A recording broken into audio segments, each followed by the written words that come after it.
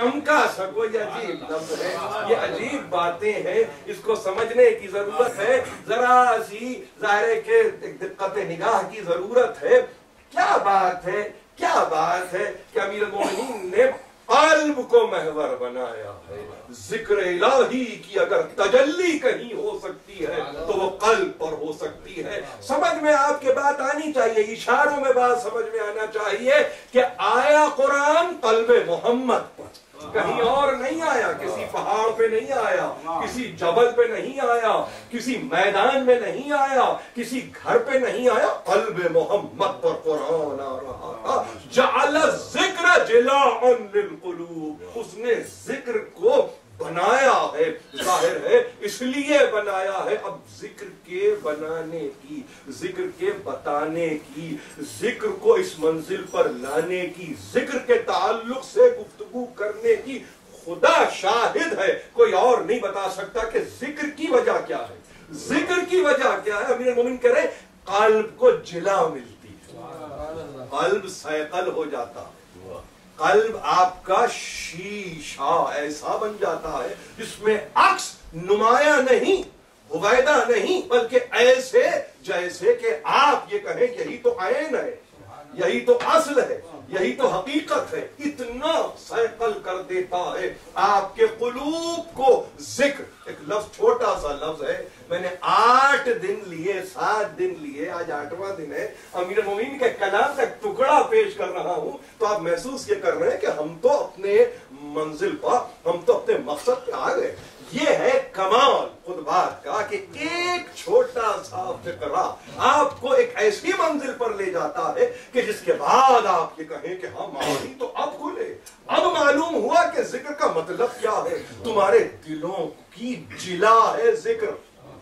اب ایک اردو زبان کا لفظ ہے، سب ہی بیٹھے ہوئے ہیں یہاں پر، یعنی اس لفظ کو کئی طرح سے استعمال کیا گیا اردو زبان میں، اور یعنی اگر میں اس کا انگریزی ترجمہ کروں تو اس کا مطلب یہ نہیں ہے کہ تمہارے دلوں کو اٹ کیپس الائیو، یہاں یہ مطلب نہیں ہے، یہ جلا دینے کا مطلب یہ نہیں ہے، یہاں جلا دینے کا مطلب یہ نہیں، یہاں پہ اس کا مطلب یہ ہے کہ اس قابل کر دے آپ کے دل کو کہ جو عکس اس پر قائم ہو تو آپ اس عکس کو پوری طرح سے لے سکیں، قبول کر سکیں، ایکسپٹ کر سکیں۔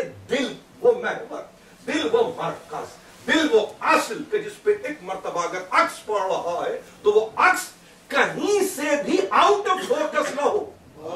یعنی نا آپ اور میں اگر ہم گلاسز پہنتے ہیں تو اس کی بنیادی اس میں جو ایک ایلیمنٹ ہے وہ یہ ہے کہ شے آؤٹ آف فوکس نہ ہو، تبھی آپ کہتے ہیں کہ یہ ہمارے کام کا ہے۔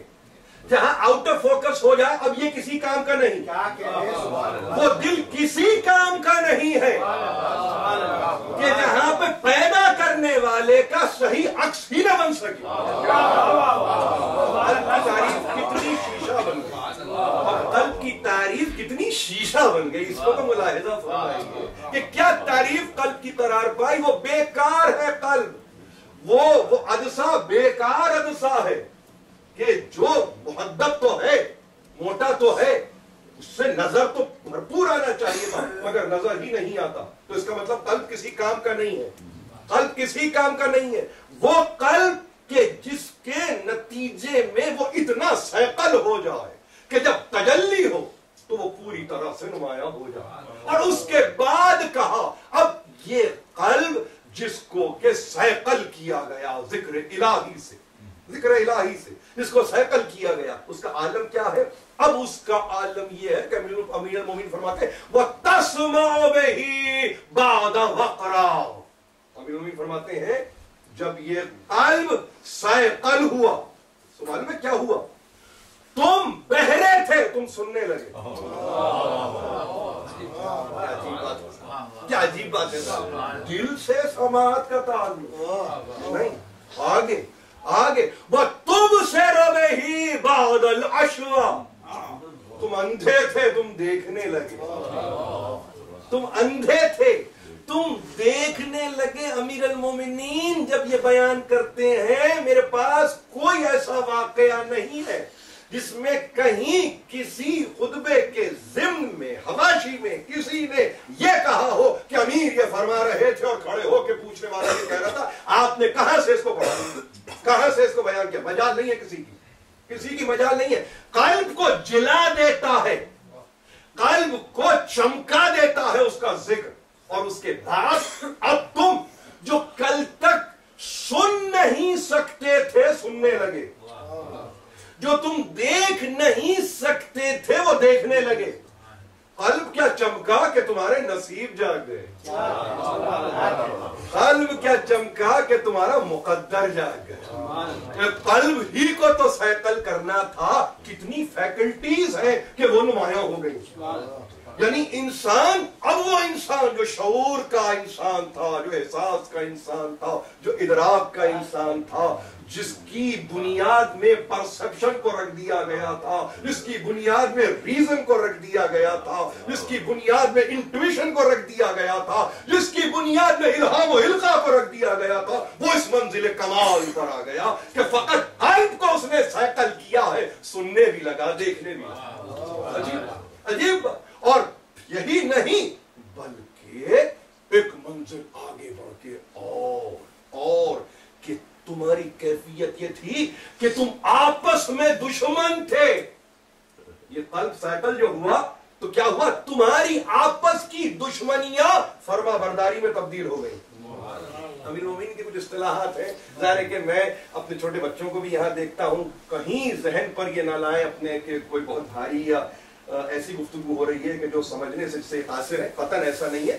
جس حد تک بھی میں ویریشن اپنی گفتگو میں دے سکتا ہوں، کا اس کا تعلق لفظیات سے ہو، کا اس کا تعلق ابلاغیات سے ہو، جو بھی ہو، کوشش میری ہے کہ میں اس کو بہت عام فہم کر دوں. ایسا نہیں ہے کہ یہاں پہ آپ کو میں کسی ایسی طرف لے جا رہا ہوں جہاں پہ آپ اس بات کا اعلان کریں کہ کوئی علمی بات ہو رہی ہے. دیکھیے بات جہاں سے آ رہی ہے حتماً وہ علمی ہے. میں تو ایک درمیان میں ایک چھوٹا سا طالب علم ہوں جو چیزوں کو آپ تک پہنچا رہا ہوں. اس سے زیادہ مجھے نہیں معلوم کہ میرا مقام کیا ہے. امیر المومنین یہ فرماتے ہیں، دیکھو اس ذکر کی سب سے پہلے اساس کو سمجھو. یہ ذکر بنا کاہے کے لیے تھا؟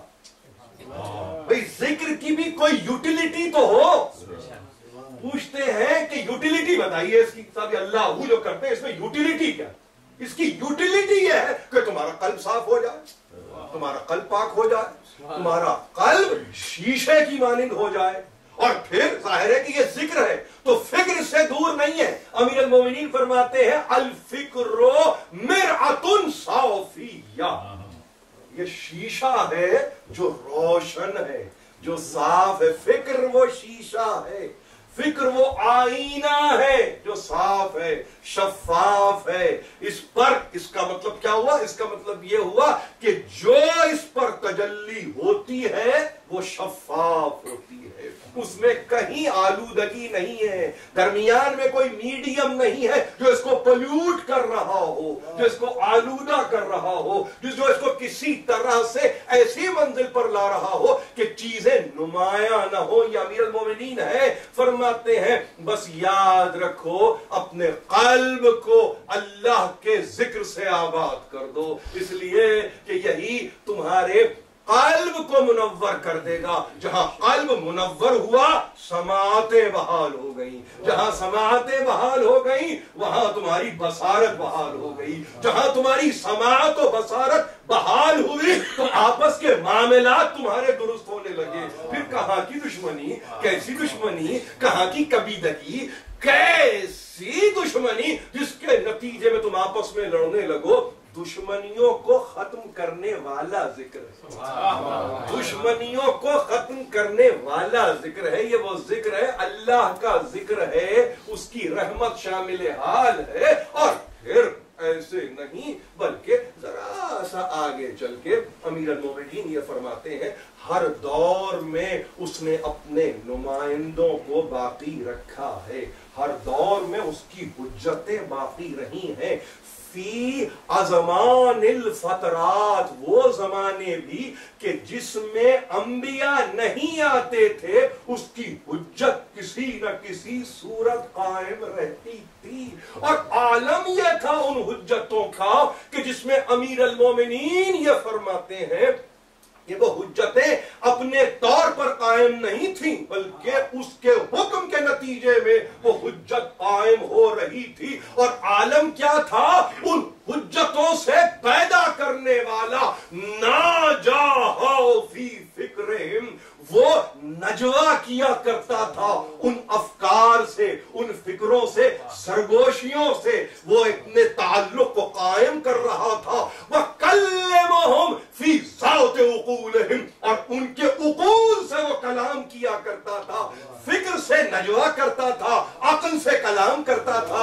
ایسی کون سی صورت ہے جس کا تذکرہ امیر المومنین نے نہیں کیا؟ دنیا نہیں جانتی کہ سلسلہ انبیاء کہاں سے تھا، کہاں تک تھا، اس کے بعد کیا ہوا. کوئی دور حجت سے خالی نہیں ہے، حجت الہی ہر دور میں موجود ہے. ایسا نہیں ہے تمہارے سامنے اگر نہیں ہے، تمہیں اگر نظر نہیں آتی تو اس میں تمہاری عقل کا فطور ہے، تمہاری فکر کا قصور ہے، اس کا تو قصور نہیں ہے. تم نہیں سمجھ سکتے. اسی لیے اس آیت کو بار بار میں پڑھ رہا ہوں، سورہ نحل کی کلام مجید کا 16واں سورہ اور 43 اور 44ویں آیت. فَاسْأَلُوا أَهْلَ الذِّكْرِ إِن كُنتُمْ لَا تَعْلَمُونَ. اس سے پہلے ہے پوچھنا کیا ہے؟ وہ پوچھنا یہی تو ہے کہ ہم نے تم سے پہلے بھیجے ہیں، رجال کو بھیجا ہے، مردان خدا کو بھیجا ہے، جن کی طرف ہم وحی کیا کرتے تھے. اب کوئی زمانہ ایسا ہے جس میں تمہیں نہیں معلوم کہ آنے والا کون تھا، تو تم تو نہیں بتا سکتے کہ آنے والا کون تھا. اسی سے پوچھو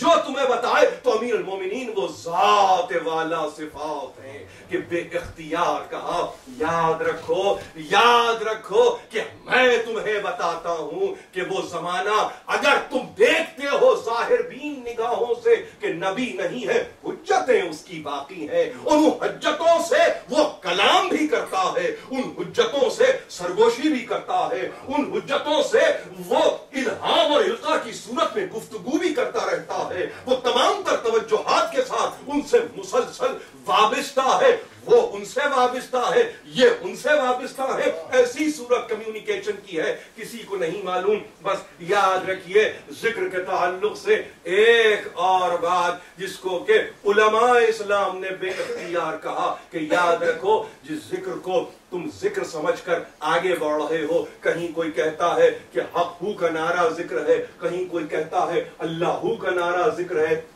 کہیں کوئی درود کو ذکر کہہ رہا ہے. وہاں پہ علماء اسلام نے نہج البلاغہ کے خطبے کے اس لفظ کو اپنے کلام کا سرمایہ بناتے ہوئے کہا تھا ذکر سمجھتے ہو کہ ذکر کیا ہے؟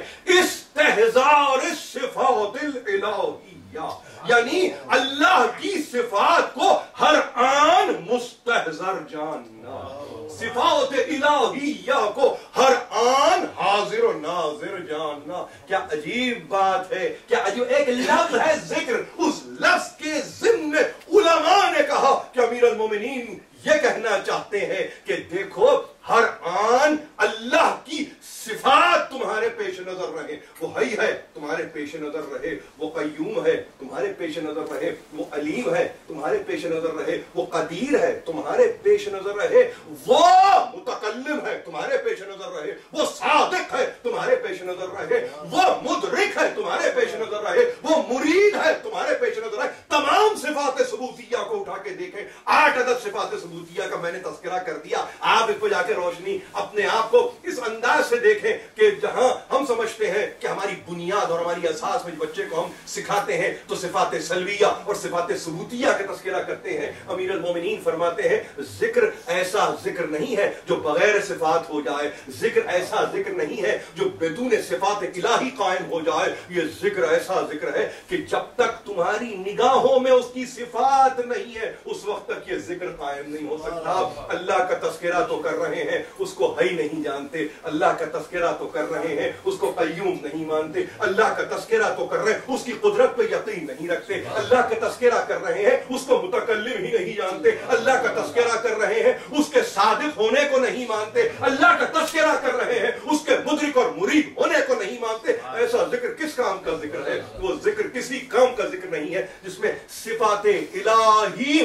مستحضر نہ ہو، آپ کے سامنے حاضر نہ ہو، آپ کے پیش نظر نہ ہو۔ کیا عجیب گفتگو ہے امیر المومنین کی، دنیا نہ سمجھ سکی۔ اور جب یہ تذکرہ ہوتا، جب تذکرہ کرنے والے یہ تذکرہ کرتے، اور ظاہر